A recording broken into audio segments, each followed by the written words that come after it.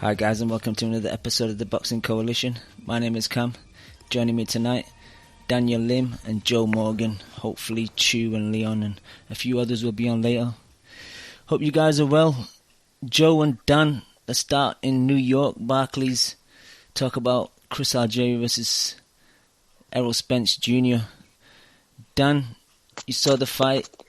It's quite impressive from Spence.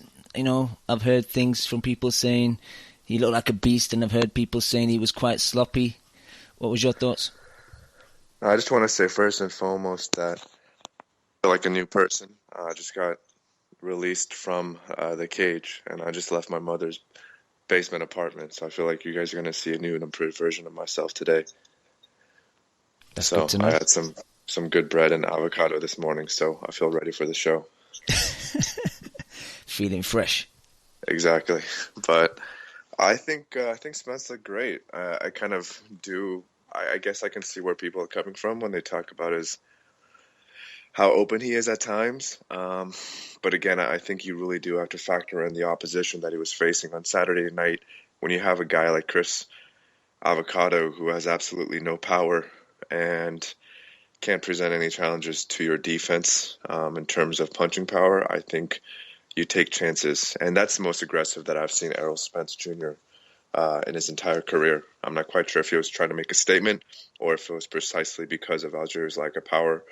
That I do not know, but I still think Spence is a very good boxer, and I think he has the ability to tighten up his defense as he's coming in as an aggressive fighter. So I don't think that's too problematic for him moving forward. I think he'll learn to pick his shots a little bit better.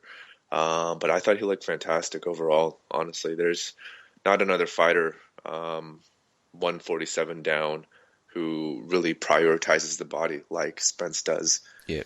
And it's just kind of beautiful to watch. He's almost I compare him a lot to Triple G, not in the sense of how good he is, but just how much of a stalker he is in the ring. I actually think Triple G is a better boxer, but I think Spence, it might be crazy to say, but I think Spence might be more aggressive than Triple G at times. And that to me is a kind of a really cool thing to watch. And I'm just excited for him when I see him fight. You know, he brings everything on the line, and he's just there to fucking kill. And that's something I love about Spence. And he has so much power, and it's power in the sense that he puts so much behind his shots. And again, that could be a flaw for him moving forward. But my God, just the way he commits to the body and just the way he commits to really extending through his punches is fucking beautiful to watch, man. Especially that left hook that put Algieri out the fight. I mean, he had some bad intentions on those punches, and I fucking love that stuff. So I really don't have too much to say, man. I think this kid is a top 5 welterweight as of this very moment, and I think he's in 50-50 fights with the rest of the guys at that weight division. And it's crazy to say because he's only been a pro for about 3.5 years. Yep. Going to your point about him being slightly sloppy, whether it being him trying to make a statement or just knowing that Algieri's packing pillows in his gloves, I think it's a combination of both, because I think in the build-up, a lot of people are saying, will he be able to stop this guy, you know, Pacquiao couldn't do it, Khan couldn't do it, blah, blah. So I think he was definitely out to make a statement. And when you know that the opposition can't really bang back, you will make a few more neglections with your defence, because you know what's coming back is not really going to hurt you. I don't think he would do that against someone like Kell Brook. But Joe, yeah, you saw the fight. What was your thoughts? Yeah, there's not much to add really. He just looked like, I agree that he didn't really he took so many chances because he knew Algieri wasn't going to give anything back. But if he fought like a top 5 guy, he'd be a lot more cautious, and he might be a bit of a twitch fest first. Lim, stop breathing. Yeah, Dan, you got really bad mic breath going on. I'm sorry, I'll clean my mouth with some Listerine. Damn, man, I'm watching it again just now because I was sort of like half asleep when I watched it. But his hand speed is what's impressed me, man. It's the way he puts it together, his combos, and he's accurate. He switches body to head during one combination seamlessly, tucks up really nicely. Seems like he's got a really nice jab, and he's just super aggressive, isn't he? He's always putting you under pressure, and you just get the feeling if you make the slightest mistake against him, you're getting punished. He just looks like the business, mate. And, you know, that Kell Brook fight, if he can work his way into that IBF mandatory, that is a tremendous fight at welterweight. You know, that is exactly what you want. You want a legit champ in Brook versus a legit challenger in Spence. And I think that would just be an unbelievable fight. Hopefully we get it in the UK, because I know a lot of guys over here would want to go see that. And just talking again about his, I think his overcommitment, I do think actually part of it is his fighting style. What he likes to do a lot, he likes to paw that jab, and he'll just use it as a rangefinder and then just fully commit his lower body to throwing that left hook to the body. And that takes a lot of time to generate all that power. So I do think that could be an issue moving forward, especially against a guy like Kell Brook, who does throw straight punches. But Brook's special is the straight right, isn't it, down the pipe? Yes, it certainly is a straight right punch. But at the same time, if he's able to really close the distance, I think he can land that shot pretty consistently. Because I was just watching the Porter fight yesterday, and the biggest issue that Porter had in that fight was that he simply could not make Brook pay when he had them in some kind of effective punching range, just because he doesn't know how to shorten up his shots at all. But I think Spence is actually quite good at that in terms of shortening up his shots and learning how to change the distance of his punches when his opponents are at different ranges. So, and he looks to me, it's a 50-50 fight. It's a 50-50 fight. I mean, he's a strong on the inside as well, Spence. He's not all just sort of flash. It looks like he could really wrestle someone out on the inside, and he wouldn't get old man in there. Yeah, and it's crazy because it's a 50-50 fight. But I mean, I don't know how old Kell Brook is, but he's like 20. Errol Spence is a baby in this game. I mean, I remember we were having conversations, just shitting on his resume a couple months ago, and just begging him to fight somebody, and now we're suddenly picking him to beat top 5 level opposition at welterweight. It just shows you how fucking impressive he looked on Saturday. But one more thing though is Chris Algieri is a fucking bum. I've always said it from the jump. This guy to me is he's not a terrible fighter, but I feel like I can say that he's terrible because he's the type of fighter who does everything just well enough to survive against elite level opposition. And those are the absolute worst fighters for me because these level of fighters in some ways are worse than guys like Andre Berto to me. Because at least Andre Berto has, in some ways, some high-level skills. Whereas Chris Algieri has none. He's just average at everything. I mean, that's even being pretty modest. Because, for all the fucking footwork and herky-jerky type of bullshit that he does, this guy has shit boxing skills. What he did on Saturday against Errol Spence, claiming that he had multiple, game plans leading up to the fight was complete bullshit. He felt like a fucking bum on Saturday. But taking nothing away from Spence, he did what he had to do. But Algieri's a bum, man. He's a gatekeeper. Yeah, but I think, he is. He beats your C-level guys like your Soto Carrasses and the Kama guys and all that lot. But he's not going to win the top-level fights at 147. He just doesn't have the power, boxing ability, the boxing brain. The boxing brain. It was embarrassing, honestly. And to me, I think getting knocked down by Pacquiao 6 times is almost as bad as getting fucking sparked out by Spence. So this guy, I mean, he's a kickboxer. I mean, all credit to Chris. I mean, he's made a lot of money. Good for him. I hope he gets a chance to move out of his mother's house some point down the line. But honestly, man, just get over yourself, man. You're getting too arrogant. You talk too much shit. And you're not as good as a fighter as you think you are. You're a C-class level fighter. And I hope he doesn't get these top-level guys moving forward because he doesn't deserve it. Why would you move out the basement, though? It's so cushy in there, You got mama's cooking upstairs. Yeah, because you can't continuously sneak, pussy into the back door of your mother's house when you're in your 30s. It's disrespectful to your mother. Your mom has to be cleaning all those sheets at night. Come on, man. You can't do that to your own mom. We got Leon on the line. How's it going, Leon? Where's my link, man? I was sitting there waiting for my link. You didn't return me the link. I told you I'll call you after the show, Leon. Go. Don't make me ether you, Leon. What's happening? Yeah, I've never watched that. I've never listened to that podcast in my life, but it is pretty jokes. What's happening at the moment? Hey Cam, I'm gonna ether you. Hey, for all the listeners on the show, Cam stole this poor guy's called the Boxing Coalition with an A. I know we're the Boxing Coalition with an E, but Cam had the nerve to steal this poor bloke's Twitter handle back in 2009. So it's just really egregious, disgraceful stuff. Honestly, guys, I'm done with you guys. I'm out. I'll see you guys later. Yeah, Cam, I can't be bothered. I'll just do my own video and reply to you. I'll call back another time. All right, that's enough now. Let's be serious. Mom, where's the avocado? Go. Mom. Leon, Spence versus Algieri. That's what you're meant to do to Algieri, isn't it? He was very impressive, though. It was, he looked good, but I thought he throw some wide shots, wasn't he?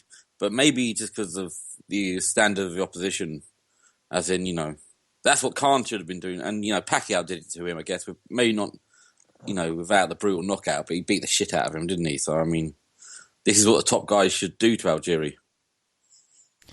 Yeah. I was very impressed. But he's, for someone with throws good straight punches, could definitely land on him because he was very wild when he was attacking. Even though Algieri was hurt, I thought he was still there to be hit. But he's a big guy as well at the weight, I think I've heard it on a couple of places. He's a proper welterweight. He's not. A lot of these welterweights have moved up, haven't they, over the last couple of years, and that's just what Algieri was as well.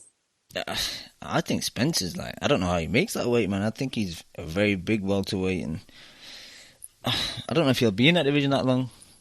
But if I was Brook, I would take that fight. I mean, Brook's skill set is definitely one that has the potential to stand up to what Spence does. But I mean, it's a 50-50 fight now. You've got to say that because, if Brook has the best win, then that the second best win is Algieri, isn't it? I mean, Porter hasn't shown himself to be much better than Algieri, really, if you look at the people he's beaten. So they're probably in about the same place in their career, but it's taken Brook twice as long to get there. I agree with that, but I think Porter is substantially better than Chris Algieri. A level above. One level above. One avocado above. No, yeah. I'd say two. I'll give you two avocados. Two Haas avocados above. Yeah, but I think something like Algieri Broner would be proper competitive. Yeah, because that's two 140 guys fighting at 147.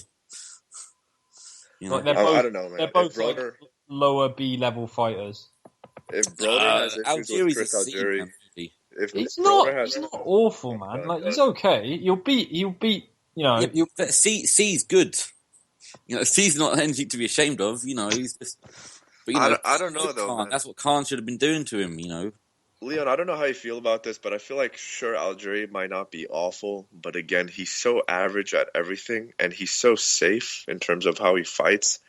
He to me is my least favorite type of fighter. It's like a soccer team that does everything just to tie the game or just. Yeah, no, I think you're right. And look, and people are saying that Porter is way better than Algieri, but he's maybe way stronger and way bigger. But I mean.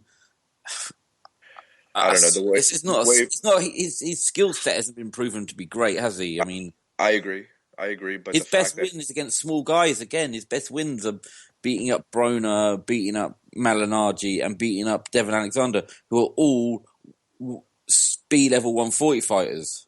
Okay, I'll wrap up this conversation really quick because I think we're getting sidetracked. But the way he obliterated Malignaggi in 2 rounds was pretty impressive to me. Yeah. Second, the fact that Devon was pretty highly ranked at that time, I think really makes Algieri's opposition shit. I'm just saying. Leon.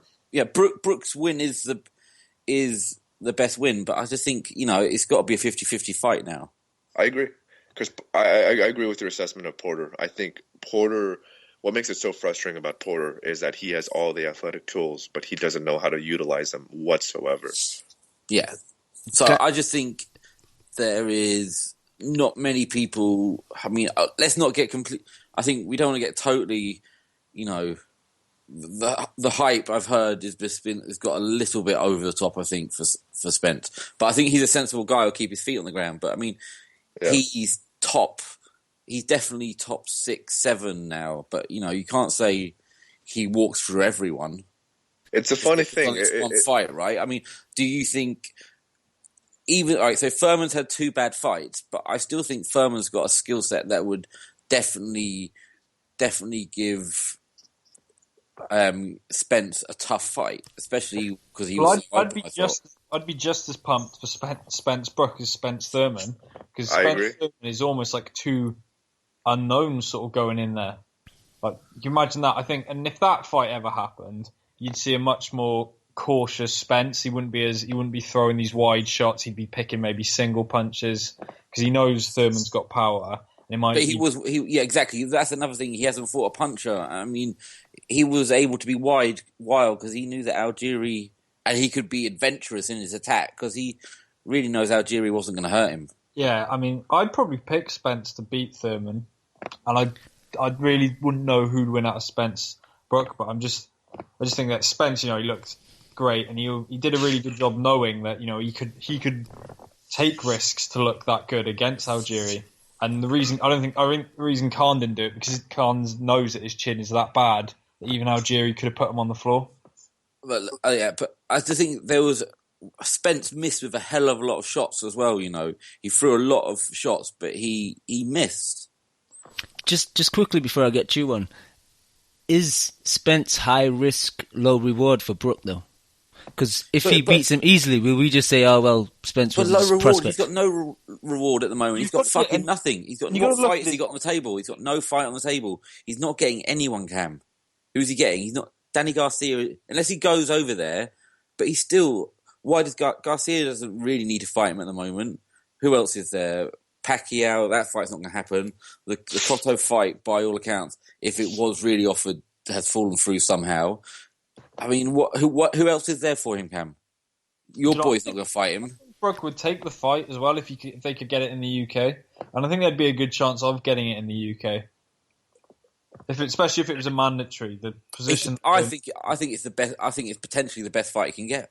Remember when Brook had the opportunity of a voluntary, but he took the mandatory of Jojo Dan to free up a summer showdown with Khan at Wembley. I don't think he'll be giving Spencer instant mandatory. I think he'll definitely take his voluntaries. I tell you, if he drops that belt, he's fucked. I say all the time, he is dead to me. If you drop this belt and run from a guy who everyone sees is good, and to go up and fight a Charlo for one of those belts, you see the bitch, something like that. I'm done. I think I've always liked his skill set, but I've always thought he was a bit, that he's made some funny moves through his career. And if he drops this belt and runs from that fight, he's finished, man. He's finished. Where's nowhere else for him to go? No one will give a fuck. He sold 4,000 tickets last time or something. I mean, this guy's not a draw. Leon, the only thing I'm worried about is if Brook fights Spence and loses, that's the Khan fight gone.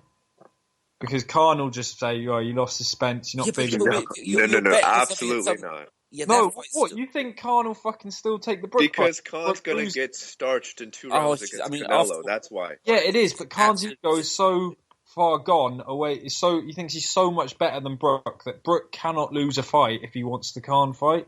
And as much as I'd love to see Spence Brook, it does jeopardise the Khan fight. Well, then his fucking career is a fucking waste. Because if he's going to sit around waiting for Khan to make up his mind in the next 1 to 2 years, his career could be on the dump by then anyway. Because no cunt will want to watch him. But he'd do that.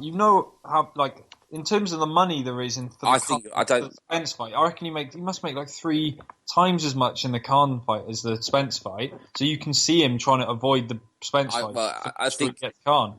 I think it's career suicide if he waits 1 to 2 years to fight Khan and fights a load of bums in the meantime. All right. And if he does, I won't watch his fight. All right, let's get Chew on. My boy Chew. Yo, what's happening? How's it going, Chew? You good? I'm good. Good to hear you guys. Errol Spence, what can you say? Fucking brilliant guy. I'm going to try not to swear so much today because I've been listening to past shows, not as much as Dan. I know Dan likes to listen through the archives, like like the fucking hawk that he is. They're a fucking Oh, well done. performance Yeah, already. good Yeah. work. Brook already. Fuck it. No, We- I'm back as well. Put 'em up. We need to give it up for Lent or something.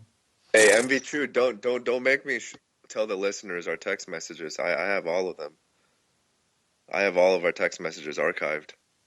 Yeah, okay. The one where you're talking about the boxing voice. No, between us. Reveal them. Anyway, I don't give a fuck. Reveal them. Anyway, Spence disguises his jab.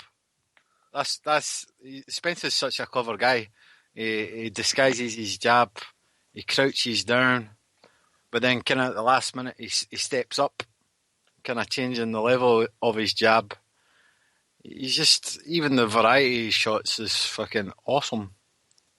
I just think that Algieri, former kickboxer, and to be competitive against Errol Spence, he really needed another limb.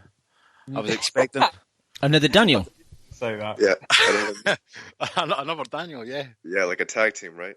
Yeah, just tag him in. Just let's go.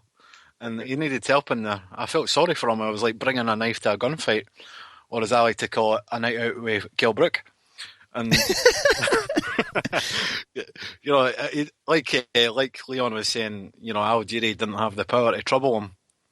Algieri does kind of funny things with his feet and his body and his guard. He's like, it looks as if he's hard to hit. But if you take a wee step to the side, he's not really. He's like his feet are pointed, both his feet are pointed at 3 o'clock. And that kind of makes your torso a smaller target. But also means if you take a wee step to the side, it means you're susceptible to, if you're a right-handed fighter, a left hook, or if you're a southpaw, the straight left. He always gets dropped moving backwards as well. Always gets hit moving backwards. I think he thinks he's a much better boxer than what he is. Yeah, that's definitely the impression that you get watching him. He acts as if he's like a swan in a pond, but really he's like a fucking snake in a tree. I know you get tree snakes, but you know what I mean. But fucking the body shots of the body shots of Errol Spence are fucking hellacious, and often he does it just when the exchange is over. Kind of like Triple G does. Like, you think the exchange is over, one guy tries to take a step back, reset, readjust, come again, but then fucking Errol Spence sneaks a shot in when the guy's taking a gas from air or exhaling, and that just amplifies the fucking punishment to the body. And really, you could tell from like the second round onwards, like Algieri his body language was changing. He was just like, nah, what have I got myself in for? Deep waters. Algieri said he was going to take Errol Spence. You fucking failed, son. I like him, but he needs to go back. He took him to the kiddies pool, man. And he fucking drowned in there. That's the sad part. Yeah, I mean, that's the truth of it. I thought he'd stop him late. So to do it that quickly was impressive. Just on his body shots, they're sort of very different to like Callum, like sort of Joe Gallagher, Callum Smith body shot, which is like a big looping left hand.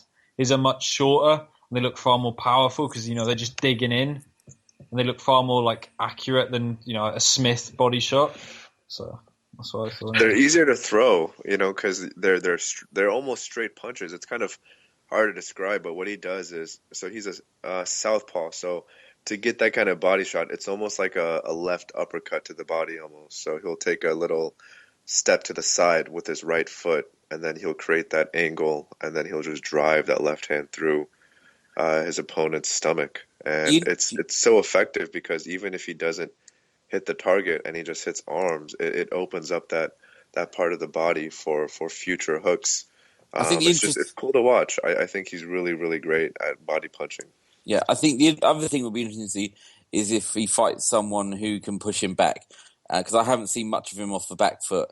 Or just someone that will throw with him. Or no, just someone who can. I think he's fought guys who seem a lot smaller than him. I just haven't seen him fighting backwards or on the back foot. So, and I suppose he didn't do that great in the amateurs. So that would be interesting to see that side of his game. And that's why I think the Brook fight's good, because if he gets into a wrestling match, Brook's very, very strong. up Yeah. close. The sad part is that everyone was thinking this was going to be a test for Errol Spence, but not really, because like you said, Leon, Algieri didn't have any power to trouble him. So really, the question was, what round would he knock him out in? Could he beat him better than Amir Khan did, Manny Pacquiao did? And to me, that's not really a test. That's just like, it's like when you're playing Mario Kart and you're trying to beat the ghost. You know what I mean? It's just not a challenge. It's you're putting your best win. That was his best win against someone else's, fifth, sixth best win. What is that? What is beating Algieri on fucking Manny Pacquiao's list of achievements? It's in the top. Is it just about in the top 20? Yeah, just about. Yeah, it's like top. No, 50. how many fights does Manny Pacquiao have total? Yeah, probably. Maybe it's in the top 30 even. Probably, if Manny Pacquiao had 61 fights, it's probably his 60th best one. I don't think you can say that. Some of those people in his early fights. I'm sorry. I'm sorry. No, don't give it. Manny Pacquiao didn't even fight a real human being in that fight. He fought an animal that was locked in his cage. Yeah, that was torture, really, wasn't it? Exactly. And that was such an awful performance. I mean, that's a fight that is torturous to watch. So I haven't seen the fight a second time, but Algieri did nothing in that fight against Manny. And that's his legacy. That's what he's going to leave the boxing world. Is that sound clip. And another thing that I wanted to mention is that Algieri, I think David Jackson is a good trainer, but his type of training philosophies, they don't really align with Chris Algieri, because the only way that Chris Algieri can win fights against decent level guys is if he strictly uses his feet and he jabs like he did against Ruzon. Like, if you're training Algieri, you should not tell him to engage whatsoever, especially against a guy like Spence. So I think his aggressive type of training is like the worst combination for Algieri. So that might have played a part in his demise. But he has boxer punches, doesn't he? And he's not that, is he? No excuse. No excuse though. But he hurt his knee. But no excuse. And why would this dumbass hook with a hooker? That's the reason why he got knocked down in that fourth round, was because he tried throwing a left hook as Spence was throwing his hook.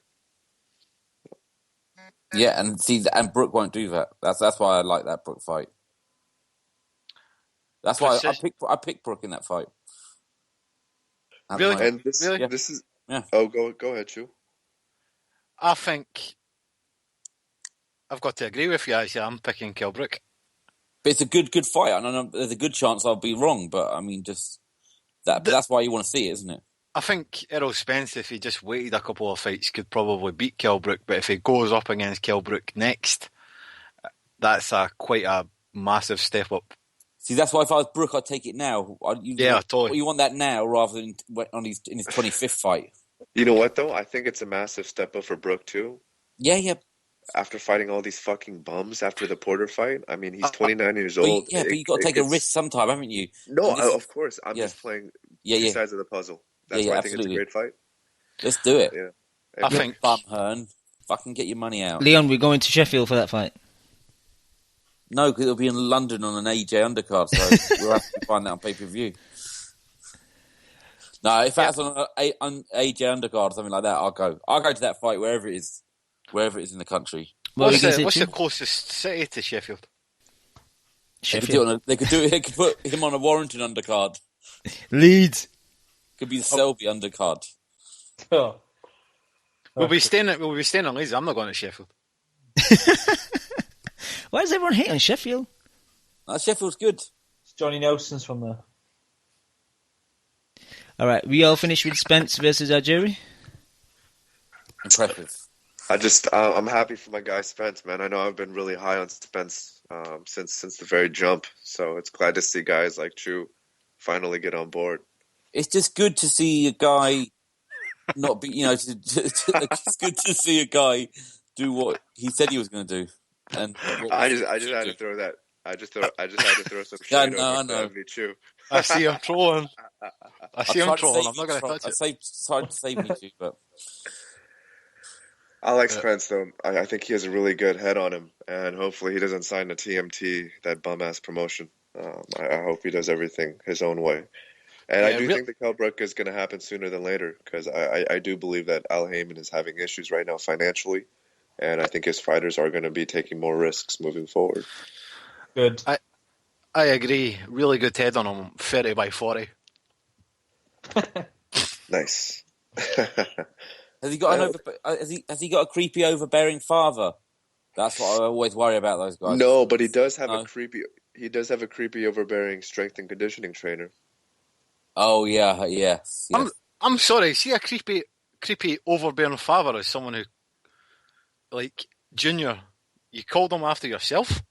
I've always been. I'm sorry if any of you guys are named after your dad, but I've always found that a bit creepy. That's a totally different discussion for another time. For another podcast. I just had to put that out there. Yeah, exactly. Those are like really hard-pressing live questions about Listen family. to the Narcissism podcast coming soon. Every Sunday. Oh, and one more thing. We gotta shit on Lou DiBella. Oh yeah, happy to do that. What's he done now? This guy is the definition of a cuckold. He has absolutely nothing. He has absolutely nothing to represent in his life. He's completely submitted himself to the powers of Al Haymon. And did you see this guy just jerking off? He's a prison Errol bitch. Spence Jr. the entire press conference. He was speaking on behalf of Errol Spence, like he was his father. He was saying, fighter. He's not even his fighter. He loves the sound of his own voice. What is he doing? He loves the sound of his own voice. He's asking, "Hey Kev, who beats Errol Spence right now? Tell me, who beats Errol Spence?" Yo, you don't gotta sell me on DiBella. I don't think anybody likes DiBella. Jesus, this guy. I mean, it's depressing, man. It's like watching one of those porn videos, you know, where this guy's just watching his wife have sex with someone else, and that's Lou DiBella. That's like remember the lackeys that used to be with Vince McMahon in WWE, Briscoe and those guys, the Stooges. That's like DiBella. Which one is he though? Briscoe. He's gone early. Yeah, he's like, come with me, but walk 5 steps behind me. Fucking DiBella. DiBella looks like the Red Skull from the Captain America movies with the fucking red face. Hey, so Kev, what do you? Good to have you back on, brother. But what do you think about Spence?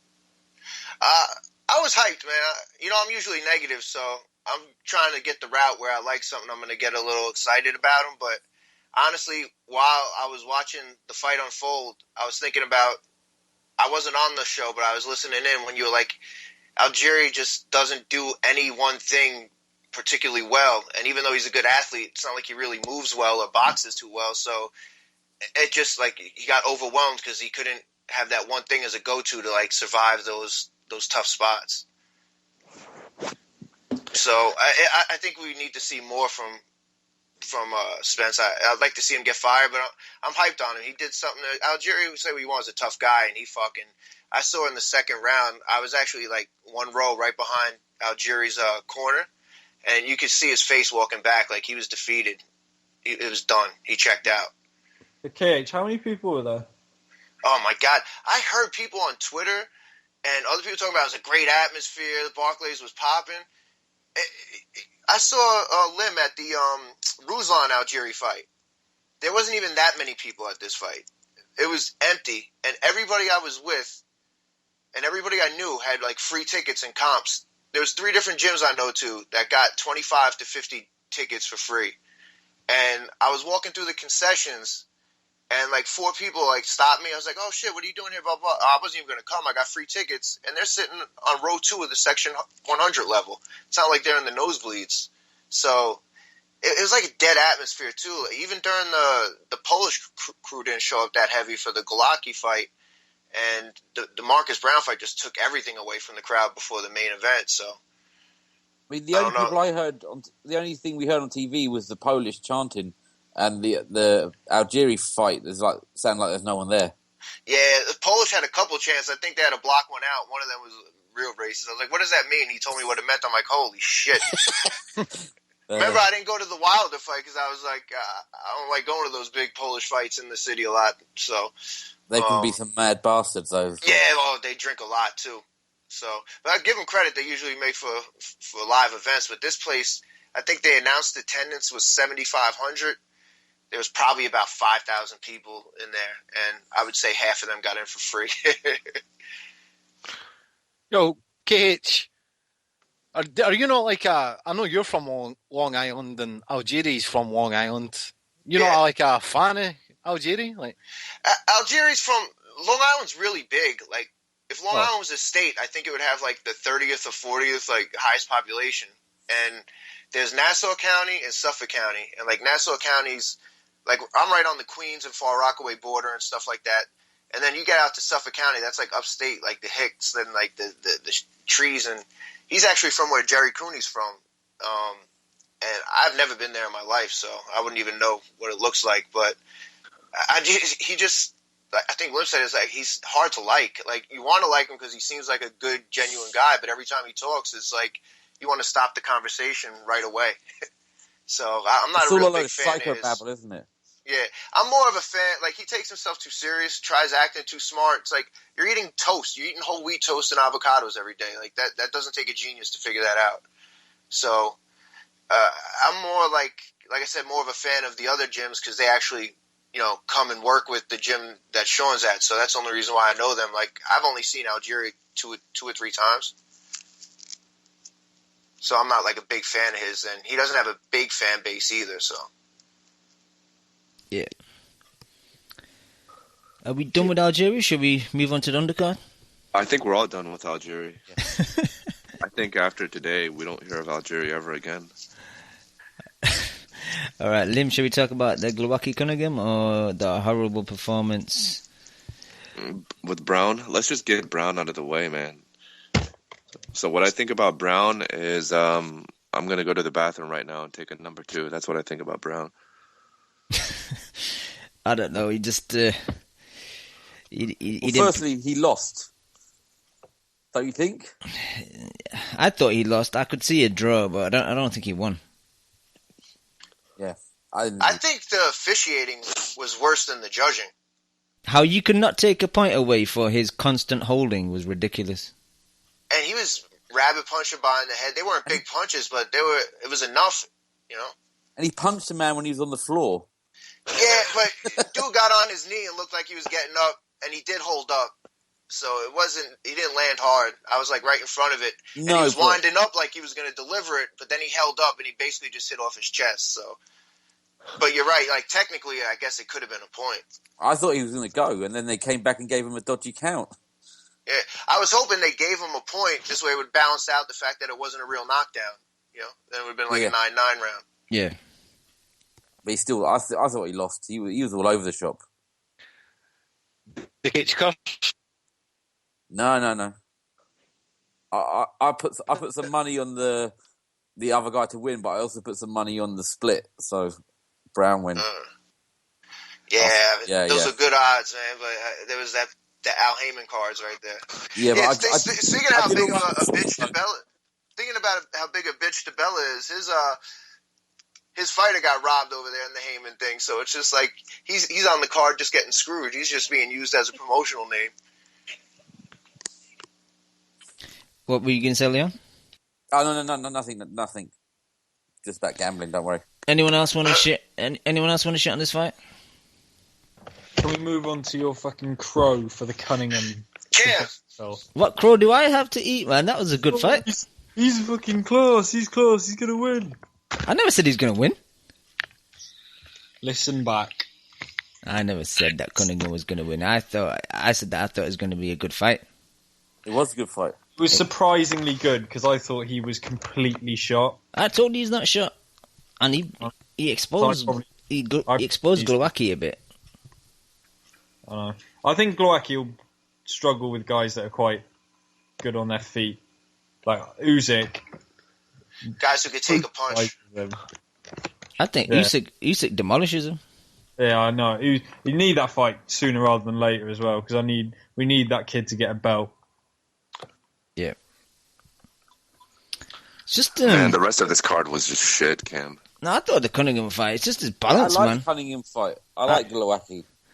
I thought Cunningham and Glowacki both got really wide stances, man.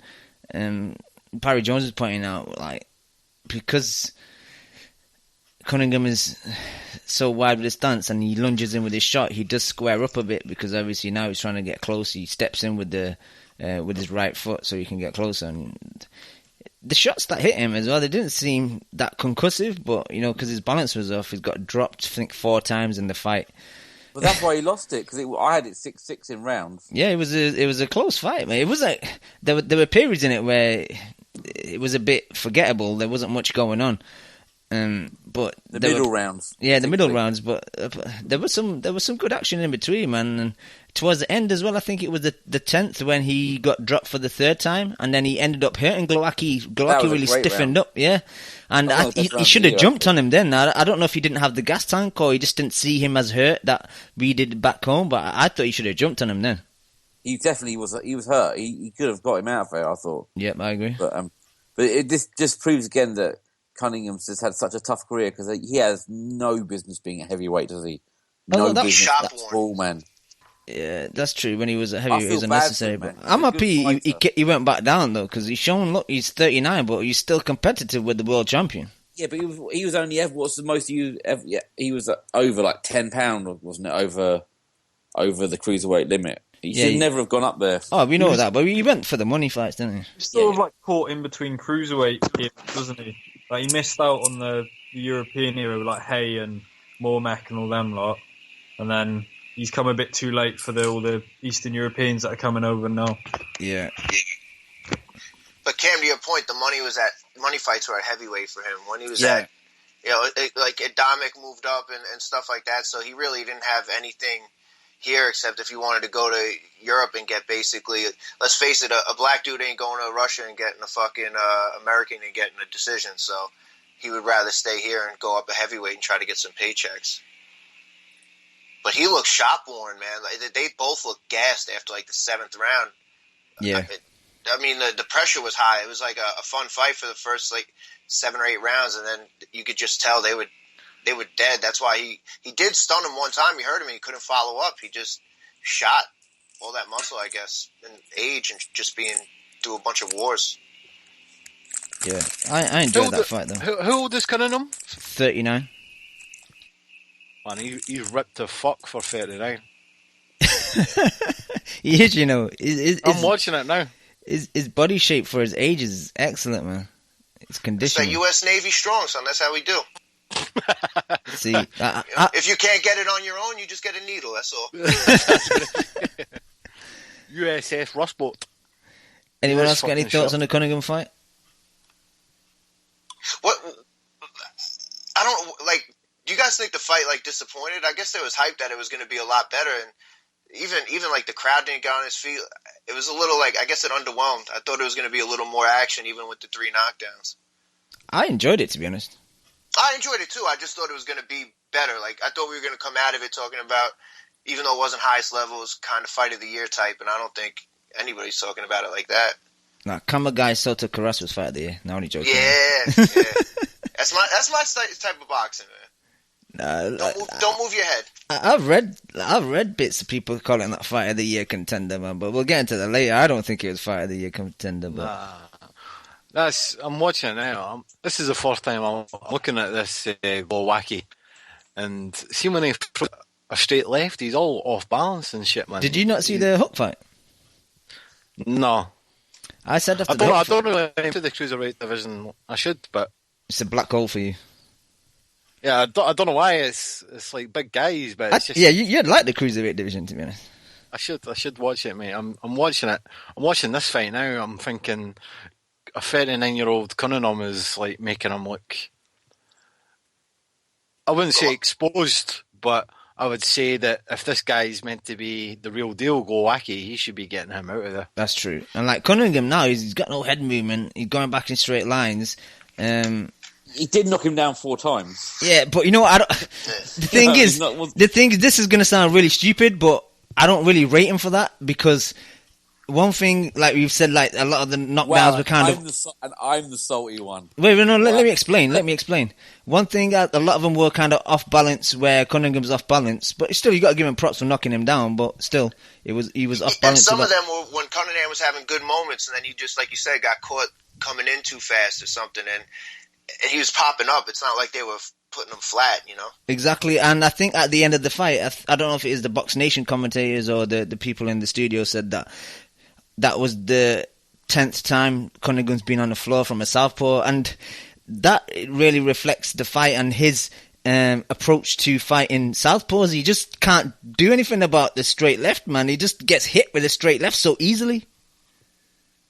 Yeah, but Glowacki leads with his face like Rocky Balboa, though, when he throws that left. Yeah, that's true. Exactly, yeah. Yeah, no, but the thing with Cunningham is his best weapon is his jab.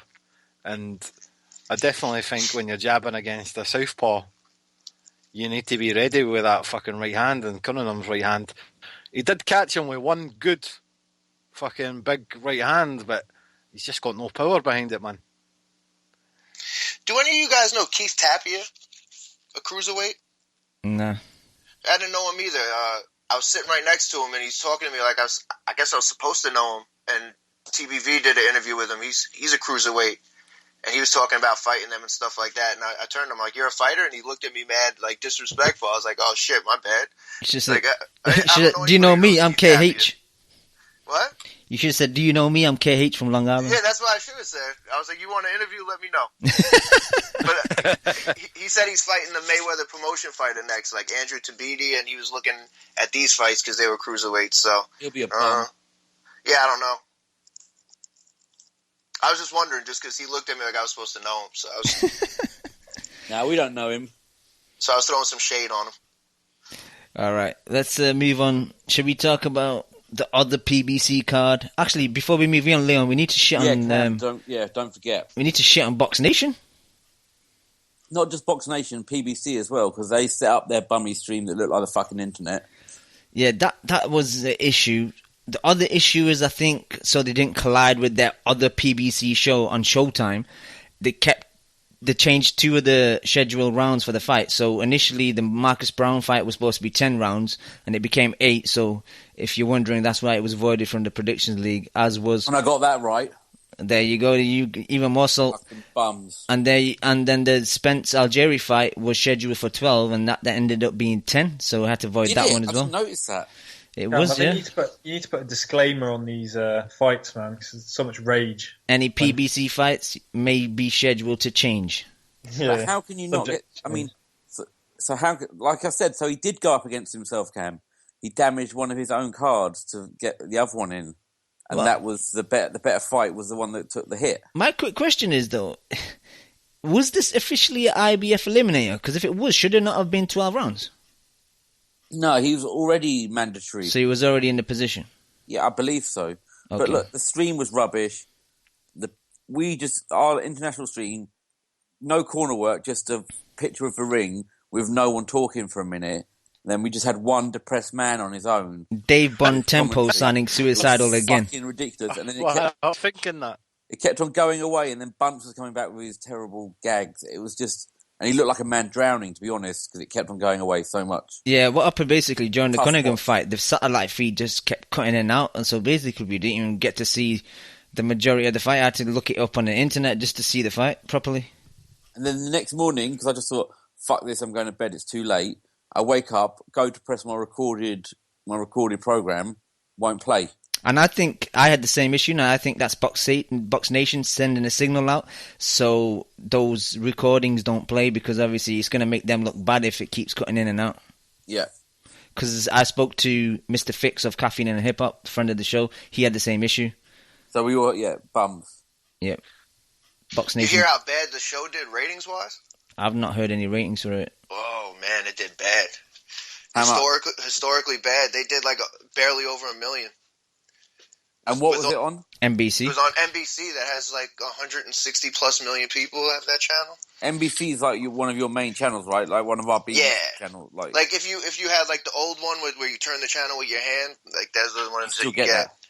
Like women's figure skating last week did a 1.6 or 1.8, and this did like a 1.2. Shit. In the same time slot. That is such an L. He's killed boxing. He hasn't helped at all, has he? Well, this was a good card. It was unfair, but I guess the stank from last year rubbed off on it. But look, that's their fault. That's on them, though, isn't it? You know, if they can't get these numbers up for a good fight, then they're fucking terrible at what they do. All right, let's move on. Women's ice skating. That's a big L. That's a big L. Speaking of skating on finish. I'm sorry, I'm here on it. Yeah, you're here all night. Well, Try the chicken. Till 12. I just wanted to say that, PVC is fucking, it's not improving and you don't want it. It's a bit like Windows 10. It just keeps fucking appearing on your screen and, Paulo Malignaggi, I think Fraud. I disagree. I think he's probably the best thing about that broadcast. And But as a person. as a person, yeah, he's not a nice man, but as a professional commentator, I think he's great. But it's kind of like the Al Bernstein and the other guy are so reverential to him. It's only Paulo Malignaggi. You know what I mean? Al Bernstein's fucking co-commentated with Sugar Ray Leonard and shit.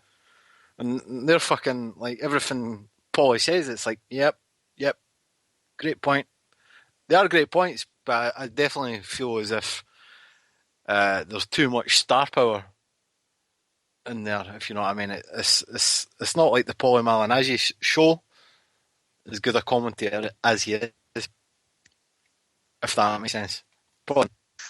But I think he's the guy who's going to sell the storyline and the PVC punchline and stuff. That's why they always throw it to him. So it's probably by design. Yeah, it's like Luke in LA is saying Paulie has star power. What the fuck? Basically, what I'm saying is the two commentators next to him are basically envious of the way he articulates a fight. It's almost as if they seem like frauds next to him. But what I'm saying is it's only Paulie Malignaggi. They shouldn't be nervous. But anyway, I'm digressing. That's just like a kind of... Wow, the Paulie Malignaggi black hole. Paulie Malignaggi black hole, yeah.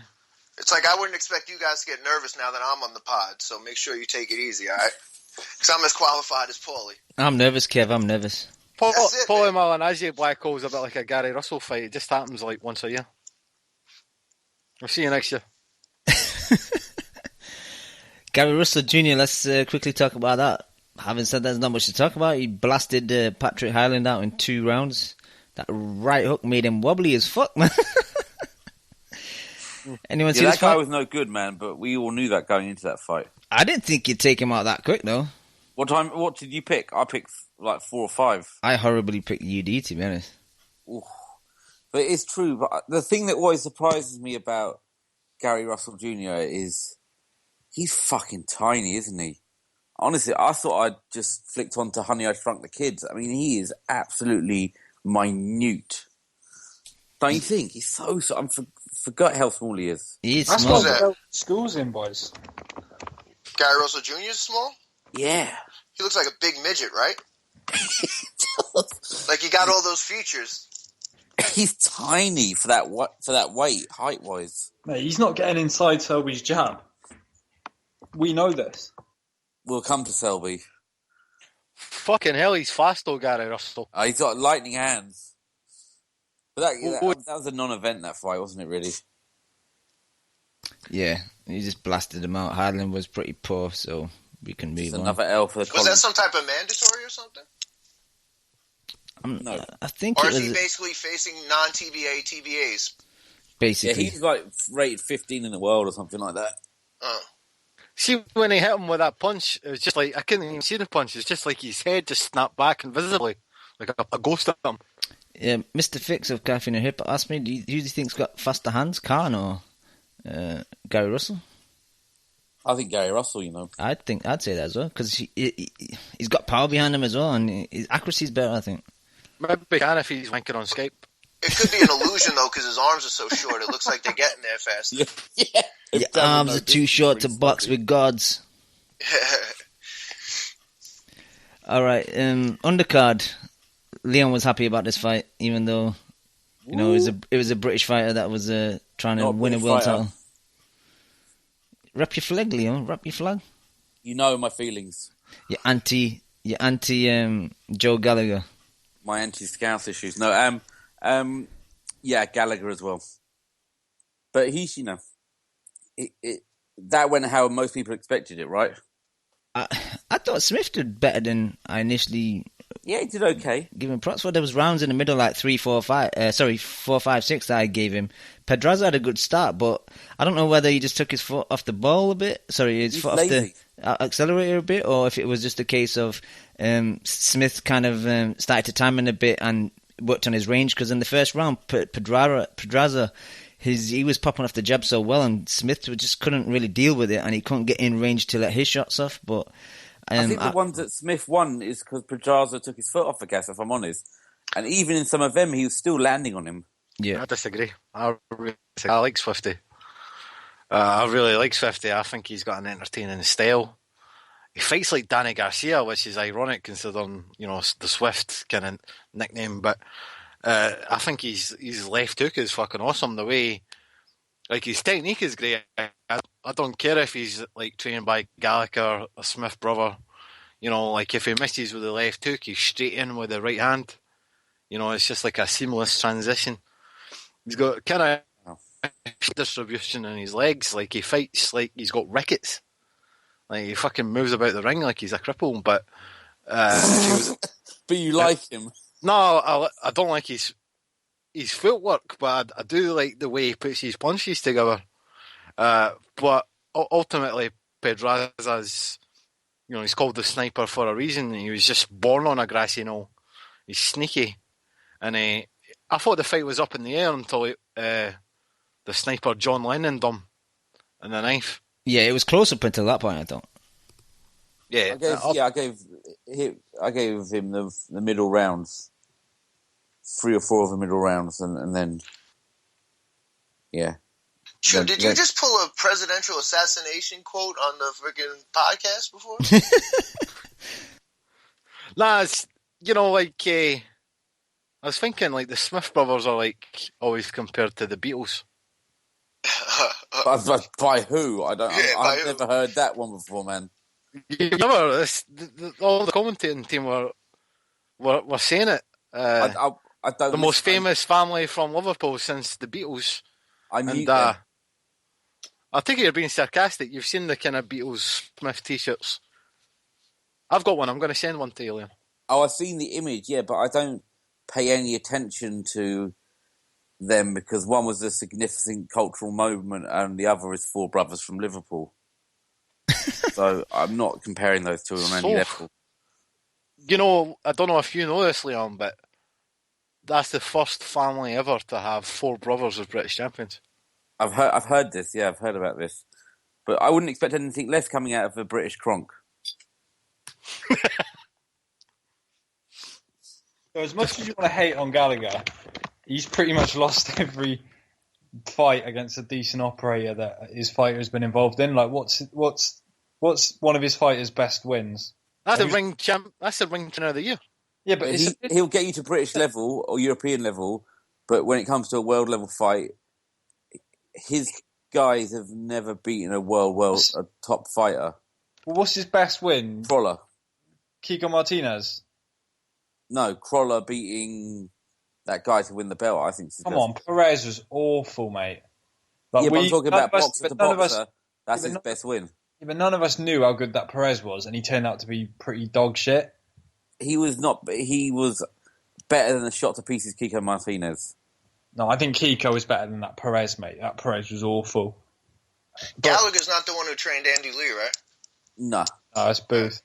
No, but Swift, he put up a good fight, the Smith brother, and so he did better than his older brother, and well, he's a European fighter. He's not a world level fight. He's not world class. And if you look at that division as well, mate, like that's an absolute monstrous division. Some of the guys you got in there now, like you honestly think that he's going to get another crack at a world title, and let alone win one? Mura or one of these guys, or whoever. Was it Mura they tried to avoid? Well, yeah, they got Mura, Vargas, Uchiyama, Walters is up there now. Oh my Lomachenko. God. Lomachenko. Yeah, there's just beasts up there, mate. I think Fortuna's up there as well. Do you know what I mean? Like, if that was his only shot, he won't get another one.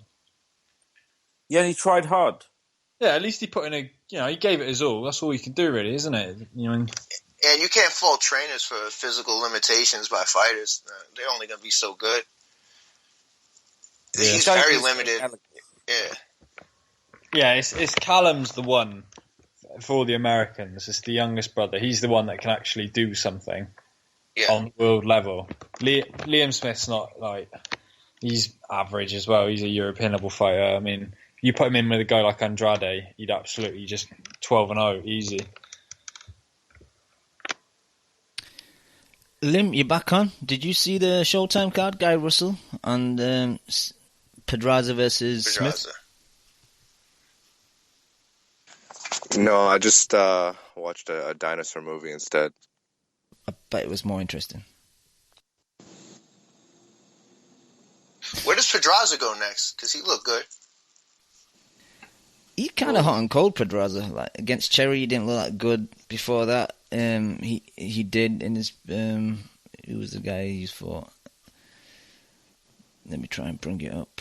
His major issue is that half his division is Japanese, and they don't need to come to the States. Yeah, Klimov, when he won the title, he looked good with the vacant title. So I don't know. I feel like we've seen him a lot. Like he's had good exposure. So he seems like a grumpy fucker.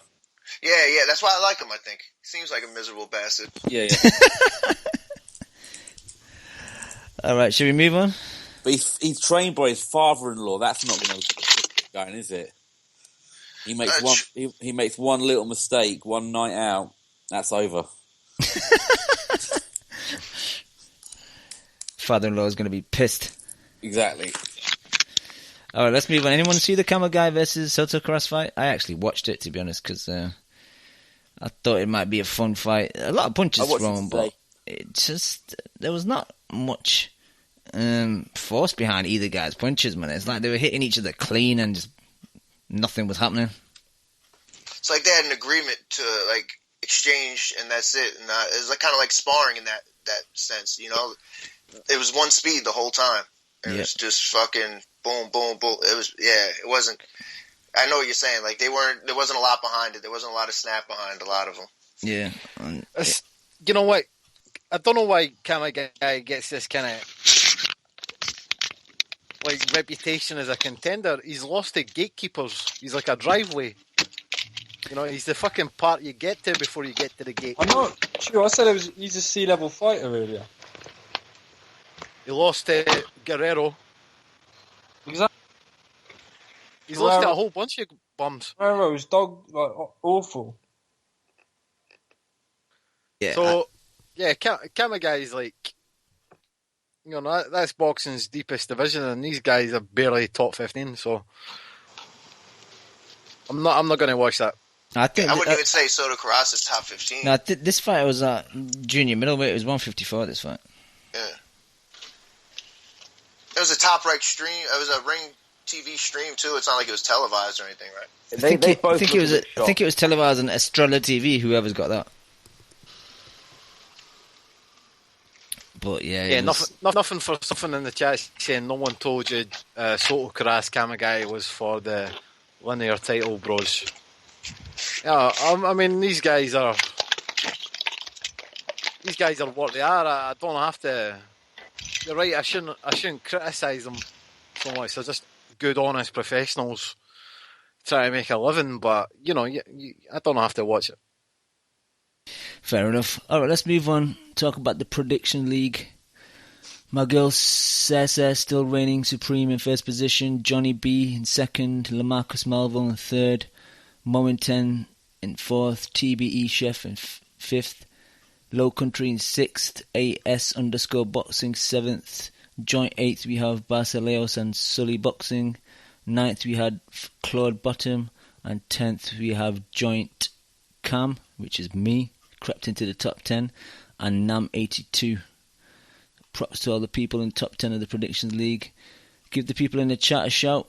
We got the Boxing Rhino, Doe Masters, Jack Q16, Z334, Jesse Aguilera, Shams 1000,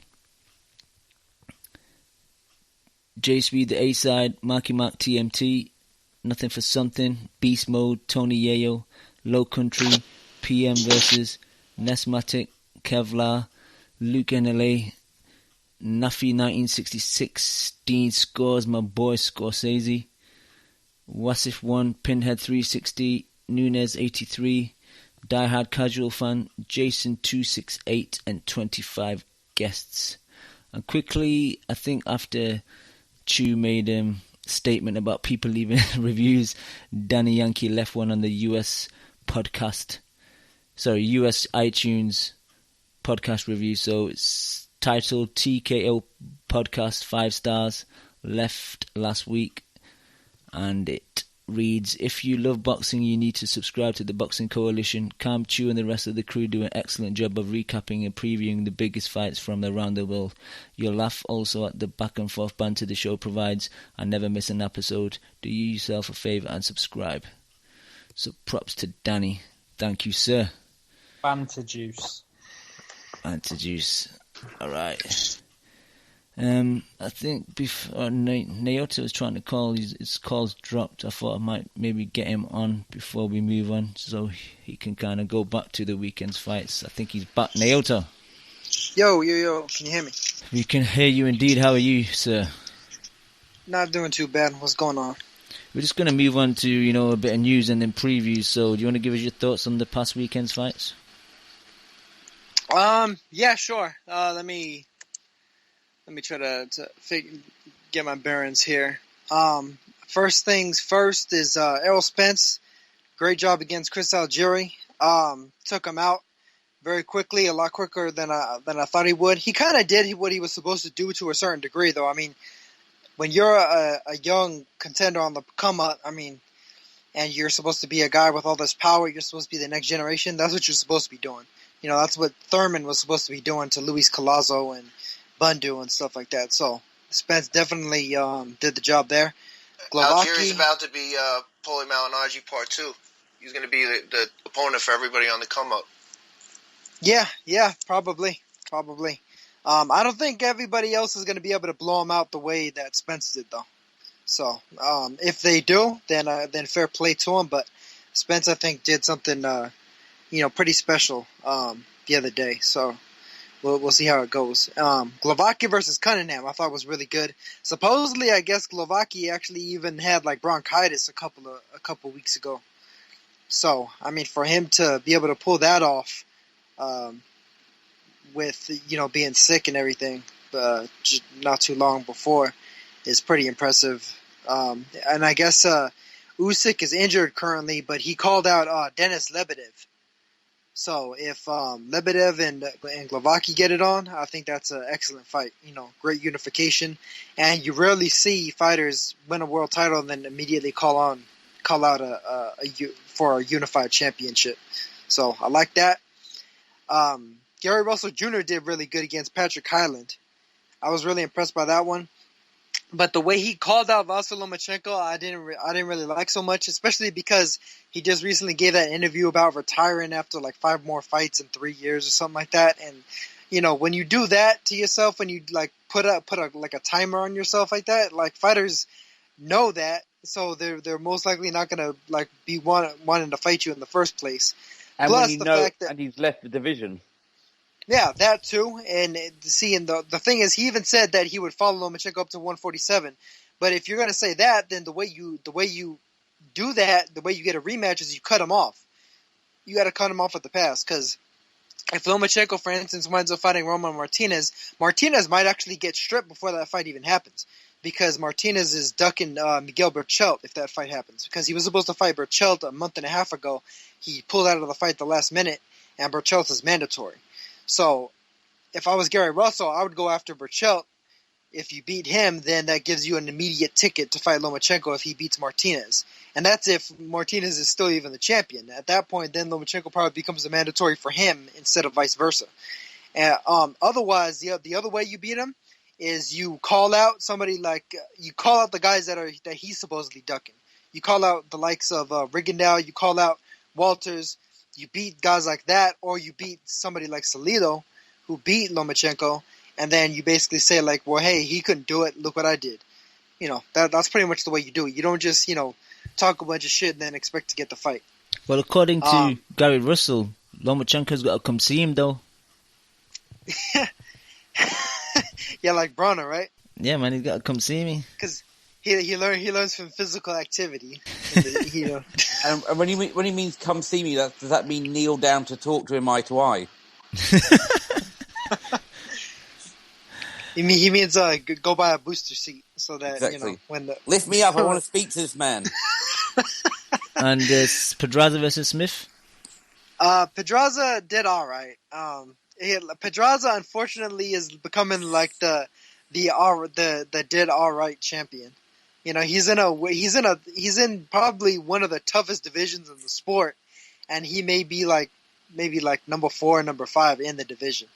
So I mean, considering the fact that the one fight where people were really paying attention to him, Edner Cherry, a lot of people thought that he lost. Doesn't speak too highly for him, and it seemed like he just pretty much got overshadowed, not only by Gary Russell, not only by Errol Spence, but by his countryman Felix Verdejo, and Verdejo didn't even get a knockout. So I mean, Pedraza's not doing too great right now, because I mean, he was fighting a guy that he probably should have been able to beat more clearly, if not stop.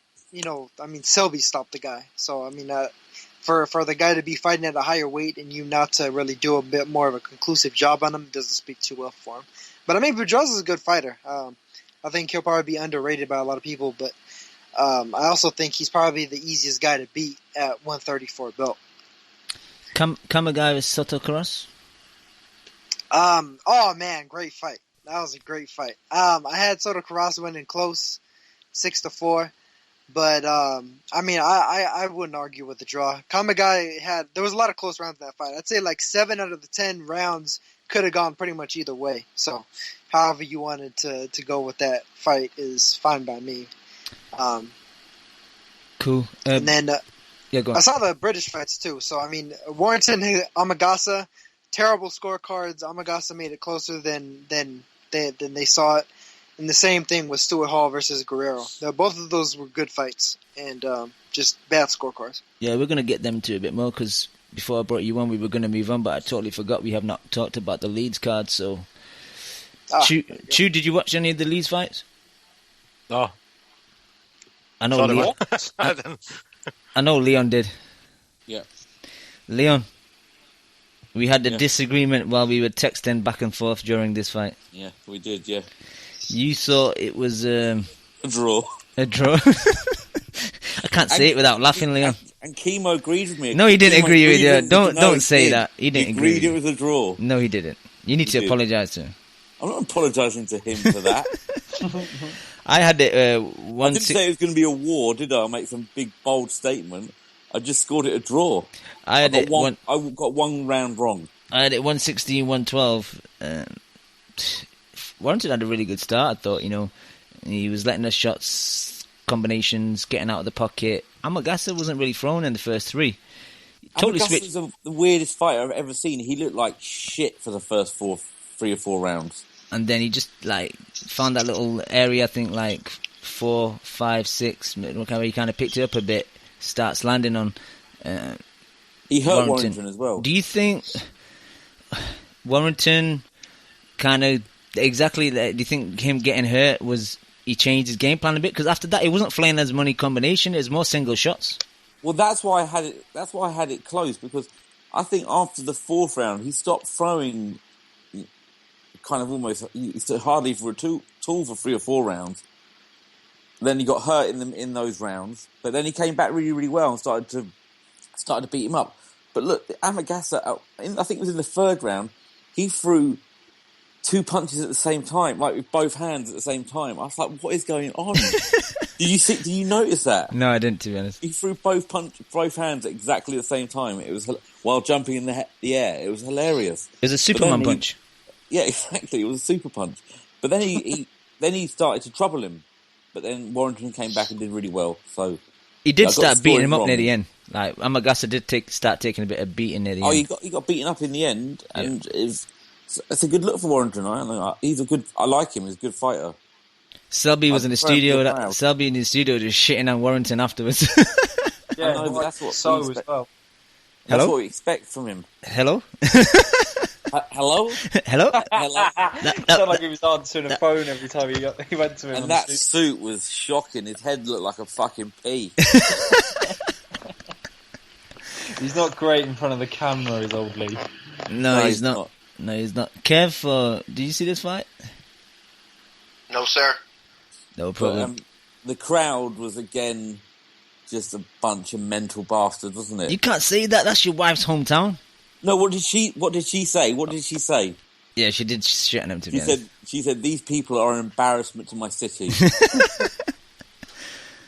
And she had a few choice words for Adam Smith as well. From Sky. Yeah, a lot of people do, to be honest. But she called him Alan Partridge wannabe wanker. We need to get your wife on the show one day, man. She'd be hilarious. Yeah, she would be good. Joe, what do you think? Well, I think Warrington's a good fighter. He's not that bad, but he's just got zero power. And if you're going to be a pressure fighter, you're gonna have to have some power if you're going to cut it at elite level. But that fight just convinced me. Any little shred of doubt that Selby just schools him and might even knock him out late on. Because he's got no power to keep people honest. No, he was hurting him. He was beating him up in those last rounds. Yeah, but I just think he marked that Amagasa. He marks up quite easily, doesn't he? He was ragdolling him in one of those rounds. Yeah, he was rocking his head back.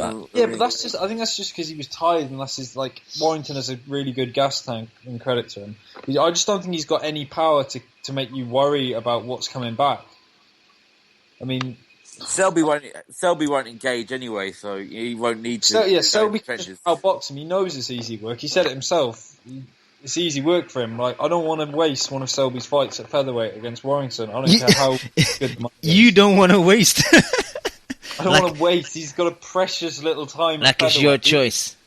Stick him in down at the deep end in America, not with some bum up in Leeds. Gary Russell knocks him out. Oh, steady. But no, I think if he has some steps. But he's a good fighter. But the thing is, though, Hearn's given it. This is always a huge draw in Leeds. He didn't even sell out that arena. It's 10,000 fans there, and what you think you're going to get 40,000 at Ellen Road for Lee Selby? No one knows who Lee Selby is. And Warrington can't even sell out his own arena. Hearn will do it the day of Leeds Cardiff football match. That's just asking for a riot. But I know. That's the difference between US and UK boxing. You're talking about he can't sell out 10,000 in Leeds. Meanwhile, US fans are talking about it was a great atmosphere at Barclays, which 600 people, 17,000, and there was 5,000 there. It's such a big. So Kev cut off by then, but quickly, just need to discuss how disgusting those scorecards were, man. I don't even know how they ending up at these scorecards unless it's completely blatant corruption. I don't know how one judge could see that 120, 107. Even the Mexican judge in the Stuart Hall fight had it really wide. He gave him an 8-10. Which fight was it? They gave him an 8-10 round without a knockdown. Yeah, what it was scorecard was that? Fight. It was 120, 107. Yeah, I mean that's shocking. You could say though, he beat him up in the last round and maybe the 10-8, but I never give 10-8s. But no one gives them out, man. I never give 10-8s without a knockdown. But in credit to Hearn, the top two fights on that bill were pretty entertaining, especially the Stuart Hall Guerrero fight. I thought that was a really good little fight. And to be fair, it just sucks the air out of it when you get those scorecards at the end. It's it didn't even matter because it wasn't even competitive. But at least Hearn and Sky were both had the good grace to admit that the cards were shit, and they haven't done that in a long time. He would be completely off his nut. Yeah, he had to do it, didn't he? Yeah, it was no choice. But it just you're thinking, wow, this is competitive. Hall could lose this, or early rounds of Warrington Amagasa. You think, this is competitive, but then in the end, it didn't even matter. It wouldn't have even mattered if that Guerrero had knocked Hall down 3 or 4 times. Hall still would have won it. So it just. I mean, it's some of the worst cards I've seen in a long, long time. Oh yeah, it was just shocking, mate. I think those judges were a bit worried about going against the home fighter up there in Leeds. Yeah, going to the Hall fight, I had that a draw, and each judge. I think I had Hall winning it by 1. And each judge had it 117, 111. And there was one Mexican judge in there, which is how has that happened? You got the pay packet. Yeah, but no, it was in fairness to Hearn. I Good didn't card, have much. I told you. I didn't have much expectation going into it, but it was pleasantly surprising. Like that whole Guerrero fight, at times it was brilliant. You know, you had guys trade in there, two That decent fifth round, like fights. you said, Cam, that fifth round. Was awesome. Yeah, great round. quality little fight. I mean, that's what you want. You just want. I want fights where you don't really know who's going to win. I mean, there might be a favourite, but you had the good and the bad in the first two fights. You had that Martin Ward fight, which was a complete. I don't want to keep swearing on the pod, but it was a complete fucking piss take. Martin Joseph Ward versus Kim Kardashian. Fuck off. Oh yeah, Kim Kardashian was. That's all I heard. Like, I know his name's In Kardashian, but I just heard Kim Kardashian all the time. But the thing is, you can tell it's a shit fight is when the commentators don't even talk about the fight. They just talk about matchroom-related news. Like they talk about Crawler, the upcoming Crawler fight, or Kevin Mitchell, or I don't know. They don't even commentate on the fight. They just use it as an opportunity to promote Matchroom. I don't know if that was initially supposed to be televised though, because I know the Dave Ryan's opponent failed a medical before the fight, so I don't know. It wasn't meant to be. Yeah, I'm not sure it was meant to be. I don't want to. I have no interest in watching that Martin Ward. He's an average boxer. He's got no power. It was a very boring fight, to be honest. I thought he lost the first Maxi Hughes fight as well. So I got no time for him, mate. He's boring. I saw him on the undercard at Wembley a couple of years ago, and he had like an accidental head clash in like a round. So shit, but you know Hearn's had a good little run now. That's 4 weeks of boxing, one after the other. It's half decent, fair play. Yeah.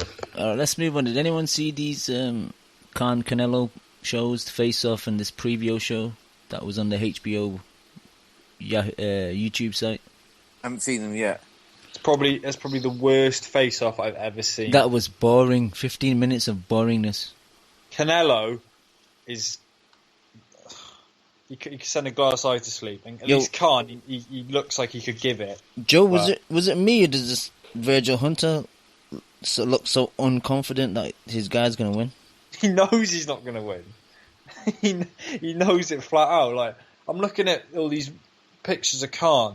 He just looks proper fat. Like he just looks like he's like completely out of shape. Is it me or like I don't think he looks in good shape at all. I think he knows he's gonna get knocked out. So what's the point of training? Just fucking. Yeah, it's a bit like Paul Smith, Andre Ward. He just went fuck it. I'm just gonna turn up like a fat shit, get my paycheck and go home. Yeah. But no, it was just boring, man. Canelo, he's just media trained, just says the lines, and then.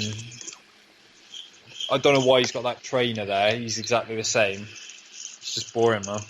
And the preview show didn't really show us anything that we've not seen. It was just, oh yes, Canelo's got the power, Khan's got the speed, Khan's got great footwork. I thought Lim's going to be cringing hearing all this shit, because how many times has Lim criticised Khan's footwork, and here they are, you know, guys that write for websites and newspapers, you know, praising Khan's footwork, and it was just quite funny, I think. Just you know when they want to sell a product, man, they just forget that he's been knocked out at lower weights and now he's fighting Canelo, but maybe his speed is going to cause Canelo problems. There's no, I don't know. I mean, it really doesn't speak well to him that a guy that pretty much fought even with him just got knocked the fuck out over the weekend. Exactly. A guy he struggled with. And like that was a guy that was just walking through his shots. Like Canelo won't even blink. Like when Khan throws, like he could just literally it'd be like one of those stupid Twitter memes where it's just a guy with his getting just punched in the face repeatedly, and Canelo will just keep walking forward. Yeah, I mean, considering what Spence did to Algieri, I mean, I think that's probably an omen for what Canelo may do to Khan. You know, he may just walk through him in a few rounds, and that's it. But even if Khan could somehow keep away from his power and outbox him, he's never going to get this decision. If you look at the past like Canelo decisions in his fights, like he always gets ridiculous scorecards in his favour, like that the draw with Mayweather. That was a complete joke. Yeah. So, all right, let's move on. The best, I'm here. Naoto, your favourite boxer of all time, Felix Sturm, had some news this week. Oh yeah, I saw that. He tested positive. Was it Stanazol? Yeah. He's saying he's clean though, Naoto. Yeah, he can say it all he wants. He better go prove it. Like It was those dodgy whoever Russians else. again. It's those dodgy Russians, Naota. I don't care if he proves it. I hope he just goes. Hey, do you reckon Spence is on the silly stuff? Wait, that he just goes away? Yeah, just goes away. Yeah, I fully agree with you, Leon. Just don't Fuck care Stern. about. I don't care about the results of a test. Whatever happened, just disappear and say no more. It's like it was bad enough he was holding a belt hostage at 160 pounds for like a decade. Now he's holding one hostage at 168. Get out of here. Yeah, no, do you reckon Errol Spence is on the juice? I don't know, man. You saw that picture then, did you? I did see that picture. What, the gynecomastia one? Yeah, the one with that Can't fucking unsee that, can you? shit under his nipple, Yeah. Wouldn't surprise me, man. They're probably all, like 90% of elite boxers are probably on it, so. Yeah, there's a good chance. At least if you go to Russia, you'll get it for free. You get it like put into your drink or your food or You something. get it without asking over there. Get it in your water, get it in your food. I'd love to go to Moscow for a night out. All right.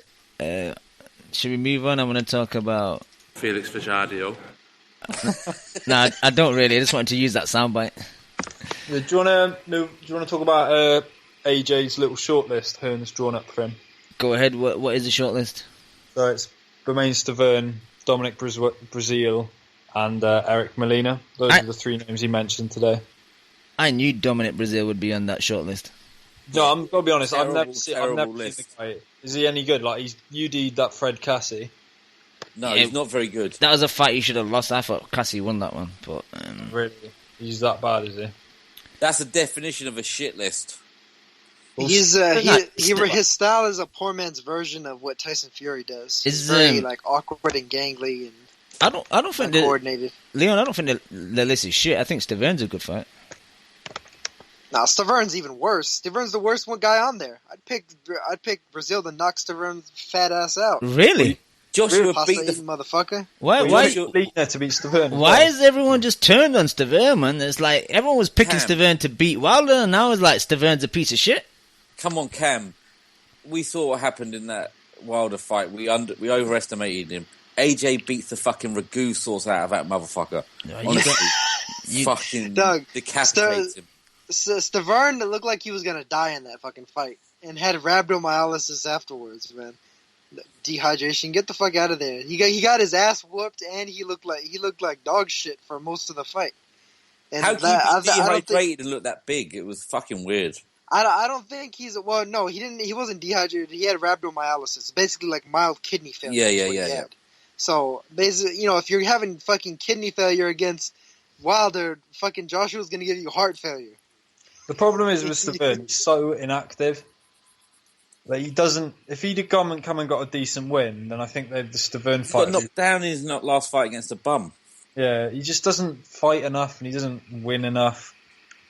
It's not too bad. I wouldn't shit on it that much. I think someone like a Stavern or a Jennings is a lot better than like your Eric Molinas or Malik Scott's. Like.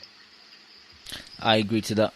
Chu, you got any thoughts? Stavern ducked Luis Ortiz too, so that makes me think even worse of him. Chu, you got any thoughts about Hearn's hit list for AJ? Yeah, when you say shortlist, literally it's a short list. It's 3 guys. And none of the guys are contenders. Bernard Stavern isn't in the top 10. I can't even remember the other 2 guys you said. Molina is nowhere near the top 10. No. Brazil, no. Even the teens, maybe. But the heavyweight division is shit with the below 6 anyway, really. Yeah, it's like, obviously Eddie Hearn spent $4.5 million trying to get Charles Martin over to the UK. He's probably spent his money for the year on one fight. So you're never going to get a unification fight or a big name over just for financial reasons. I think really now that Eddie's got the belt, he's going to milk Joshua for a wee while 1 or 2 defences on pay-per-view, get the coffers back, and then maybe you'll get a big fight. But I would be careful with that, because if I was Anthony Joshua, I'd be careful with that, because look at Kell Brook, he's still waiting for his big fight. But I think it was a different, he's a different outcome altogether. I mean, he is the biggest guy in boxing in the UK right now. And he's the money fight in that division, unlike Kell Brook. Is he? Well, I don't know about that. I think he is one of them, but I don't know if he's the biggest. I mean, you talk about Wilder. He's getting Povetkin and Wilder's both those guys are getting more money than what Anthony Joshua and Charles Martin got. I know, but if you're a fringe guy and you get a shot at a fight like that, you want the AJ fight just because you'll get better money than a Wilder or Povetkin. No, I think you get paid in Russia. Go and fight Povetkin. That's still Vlad's biggest payday. You get paid going there. But I think that they just put up silly money for their big fights, so don't they? I think they don't really pay the mandatories or the. No, they do. They all get paid going there. Pretty sure, but anyway. I just think enough of AJ. We've talked about AJ enough. They get paid. They get paid in drugs and hookers. Anyway, that's enough, AJ. Such a hater. No, it's just, have you not had your fill of AJ yet? Nowhere near. Joe Morgan's become a matchroom whore. I know, he's done, man. I read something on the Lad Bible that AJ almost had his career derailed because he was addicted to FIFA 16. I read that as well. It was on Yahoo. Did you read that? It's like he couldn't recover in time. He was playing FIFA until 4 or 5 a.m. and then going training. Actually, I kind of relate to that because I do that shit. I've done that shit as well in my younger days. So, I mean, he's my boy now. I like AJ. All right, let's move on to talk about Triple G, Chew. Your boy's back. Has your love for Triple G, weakened over the couple of years? As time goes by, my heart is still strong. Good man, Chew. Good man. Fucking fuck these haters and doubters. Fucking Lucky Boxing, I'm looking at you. Can you justify him fighting people hipster Ward fans? Fuck them, man. Chew, can you justify him fighting people like Dominic Wade though? Can you justify No. it? Nah, I can't. Mate. I was gonna though. You had me gearing up there, but I got stuck in second. You can justify it if he gets Canelo in September. Yeah. It's just. This is just a keep busy. It's not a great keep busy because usually his other keep busy fights have actually been decent, like the Lemieux fight. Who are these weirdos? The problem is, I'm not going to let these fucking backwater fucking racists and fucking hipster weirdo Ward fans fucking spoil this shit for me. That's why I stopped listening to most American podcasts, because I can't be doing with it. I'm not going to let them tell me I can't enjoy this. It's really war with that shit. Who he beat though? Fuck you is my reply to those things. You're the worst, very worst people. The thing is, hashtag AIDS. That's taking it far. You're wanting the Magic Johnson. Nah, the thing is, the boxing world is kind of split in two. The Triple G's opponents, you could say the same for so many American fighters, fucking Leo Santa Cruz. Who's he fought? You know what I mean? There's so many American fighters that I could say are doing what Triple G's doing. But they could turn around and say that fucking we're being hypocrites for not criticising Triple G for not stepping up. What I would say is that they're ducking him. They're all ducking him. Yeah, exactly. It's not like he doesn't want it. He'd bite your hand off if you gave him a Cotto, a Canelo. Look, let's be honest. the management team do a horrible job. They put out terrible stories that no one needs to hear, and it just makes him look really, really bad. I'm happy to admit that. I'm also happy to admit this fight is fucking shit, and he will should just decapitate this guy. And I also agree he should step up, but he's still got a great style, and I enjoy watching that. I wish the competition was a lot better, but some of the nonsense you hear is just fucking retarded. I hope Triple G just goes on there and just takes him out in 30 seconds. I don't want him to carry him a couple of rounds. It's like Same. Camera and Same. just Get rid of him, man. Willie the Worm? First round, man. First round knockout. And seeing the thing is, Golovkin, it reminds me of The Wire, man. He wants it one way, but it's the other way. Because the whole thing is... whole thing is, you know, he wants all these big stars to fight him, but he doesn't want to, you know, pay off like somebody like a Jacobs or Saunders the big money in order to fight him. When Saunders and Jacobs could fight for the same amount of money fighting fucking Rod Salkos all day. You know, so if you want to bring them to the table, then, you know, come with some real offers. Don't just say that, don't just say that like, they don't want to fight me and then just leave it at that. They already told you what they wanted to begin with. Negotiate with them then. Neota, fighting Triple G is like sweeping leaves on a windy day. Why is that? That's a Wire reference for you. Wire fans will know what that is. I got you. Yeah, I missed that one. Sweeping leaves on a windy day, you'll never win.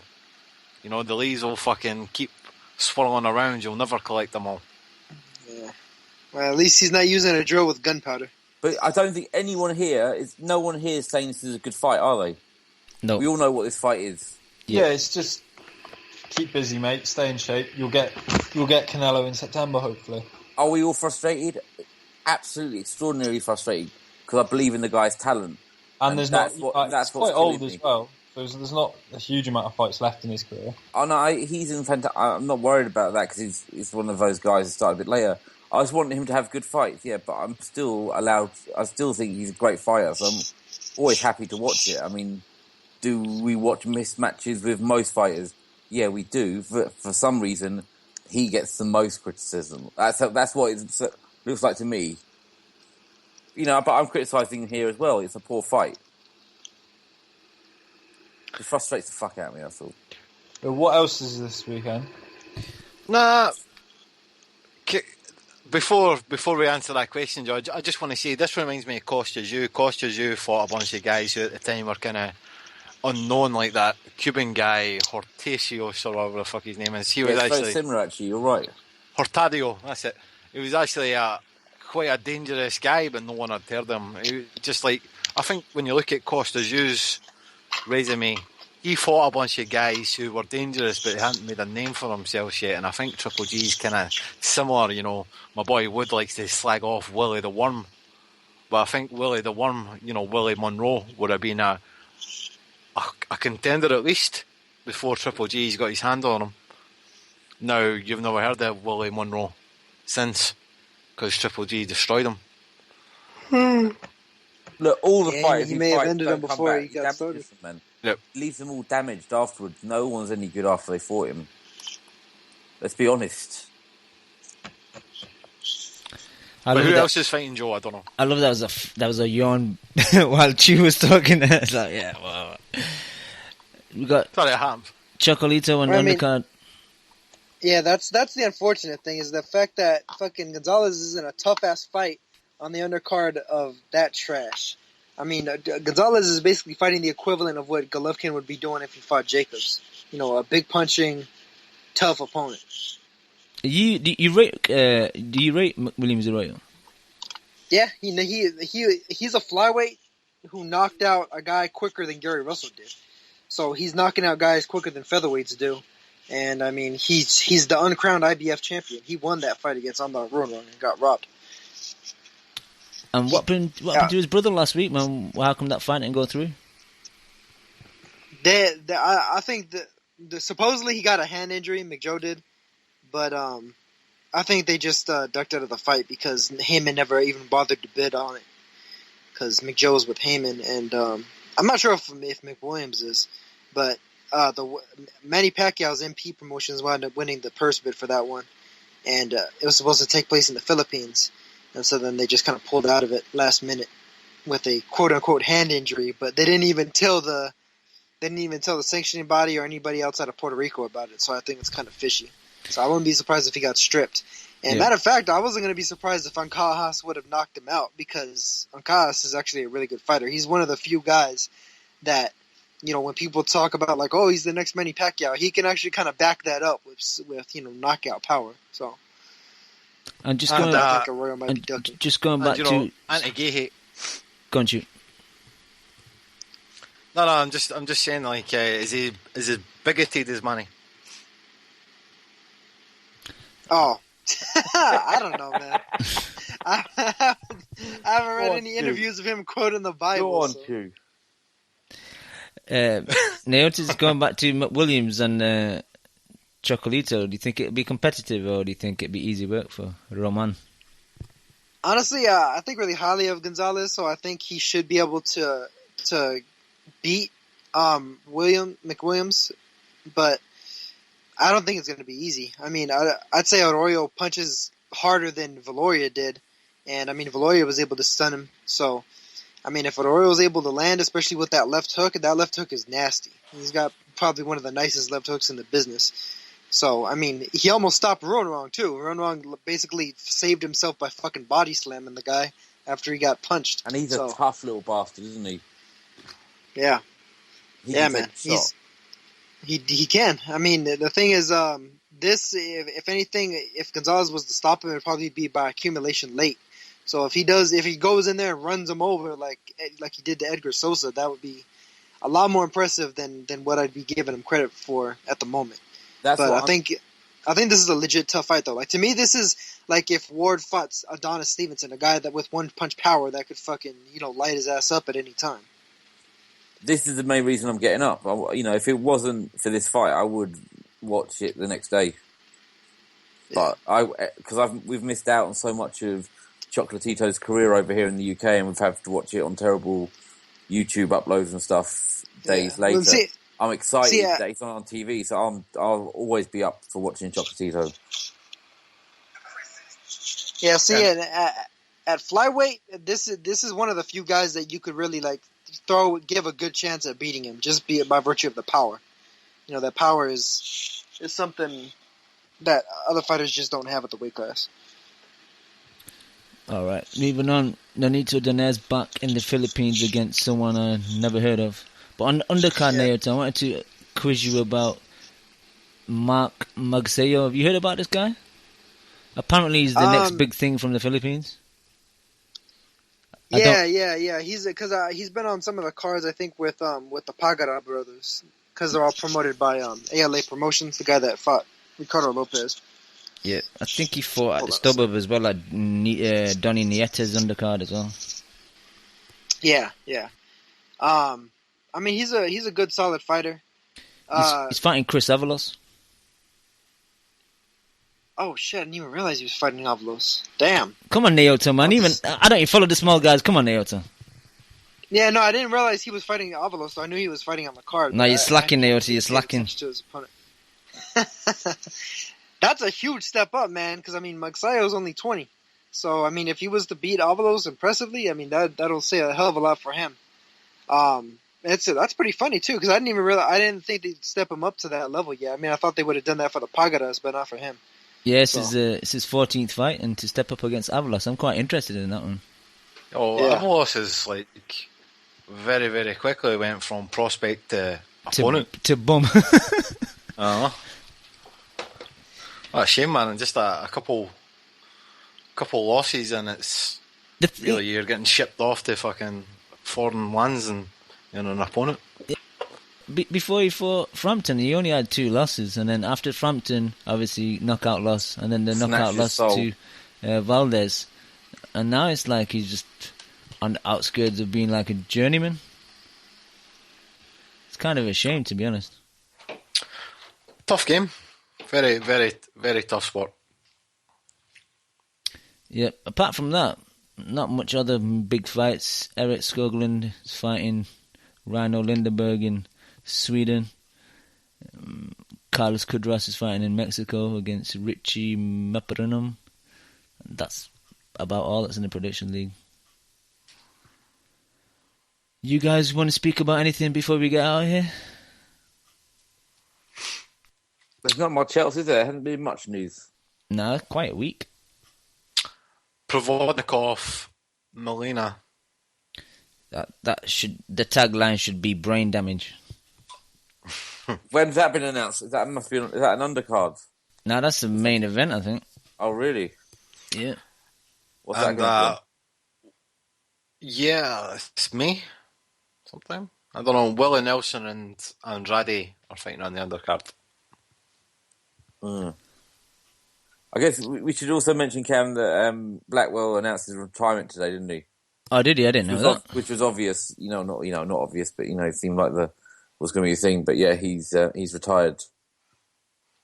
And I did not know that, but I wish him a happy retirement. Yeah, absolutely. Hope he stays involved. So yeah, it seems like he's recovering well, which is great news. Excellent news. This card's on the 11th of June at the Turning Stone and Resort and Casino. It's Provodnikov versus... Strong venue. Provodnikov versus John Molina, Andrade versus Willie Nelson, and your boy Zlatikanen versus Maresi, whoever he is. He's undefeated, though. Good. Zlatikanen, the Ricky Burns conqueror. Under the radar, really fighter, pound for pound contender. Zlatikanen. I'll be watching that. You probably won't. I'll ask you next week, too. Did you see it? You'll be like, nah. You're probably right, I won't. A guy that Chocolatito might be fighting next is fighting on the weekend too. Carlos Cuadras versus Richie Meprenum. Yeah, mention that. Keep up, Naota. Yeah, my bad, man. I was on the phone. What do you call Cuadras? Yeah, no. He's probably the good opponent for if they have Roman Gonzalez fight as a headliner for his next fight. So if both of them win, then I'll expect to see that one. Good fight too. Yeah, I don't really listen to many boxing podcasts anymore just because I don't have the time during the day. But have people been talking about this card with Lara, Matarosian 2 and Charlo versus Trout? It's kind of gone under the radar a bit. It's on May. Yeah. I'm really surprised that people haven't mentioned it more. It's a great card. All three fights are really. Name the card. Shark Tank. Come on! I heard they would put a thing in the medical journal to new cure for insomnia. Now I thought that the Lara Matarosian first fight was decent until the head clash just fucked him up. It wasn't a bad fight. I thought Matarosian was winning at the time as well. Well, and I think Andrade versus Willie Nelson is a really good fight. That'll be heated. That'll be a good fight. You're right. Yeah, that's on the Provodnikov undercard. But I think the Charlo Trout fight is a good fight as well. That one's probably a bit more of what Leon was talking about. Yeah, about a cure for insomnia. Shadowboxing. I don't think Trout can compete, man. I don't think Trout can compete with Charlo at the moment. So yeah. I can remember about this time last year I was saying that everyone at 154 should start fighting each other because that's a really deep, underrated division. And now you've got the WBC listened to you. They certainly did, and I take my hat off to them. I didn't give them a backhander. And then, you've got Willie Nelson, Andrade fighting, and then obviously you've got those two fights, Charlo and Vanez and Lara. It's all coming together, so fucking that's a great thing, and hopefully when the dust is settled, we'll get a fucking real champ at that weight. And I think it'll be... You're saving the 154 division by putting out positive thoughts. Yep. No, like I say, I like that division. I think when it's all said and done, I think Charlo... I don't know which Charlo, but I think Charlo will be the top man. One of them. One of them. Alright, you guys want to talk about anything else? Seems unlikely then. Get some final thoughts and we can get out of here. Leon, any final thoughts, sir?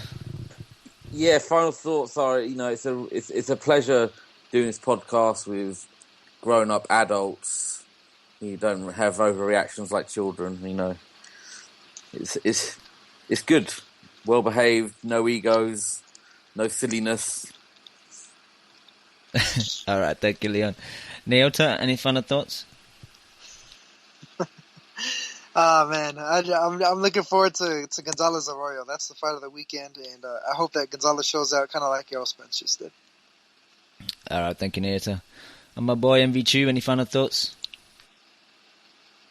I'm really sad that Nez from the Boxing Voice and Beeb are beefing.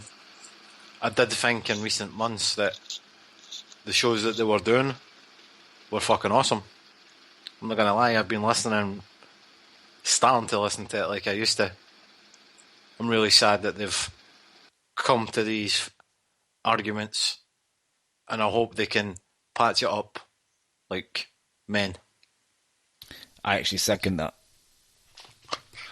Men, and get me back on there. I want my crown back. You want your intro? I want. Do you not get the link, that intro. Stu? You didn't get the link? What link? No, don't worry. Send me. I'm trolling. You just ethered yourself, Chu. You Yeah, just you've been ethered ethered, yourself. man. Just deeper. Fully ethered. All right, thank you, Chu. I want to thank all the guys on the show today, all the people in the chat, and all the people that download the show week in, week out. We'll be back next week.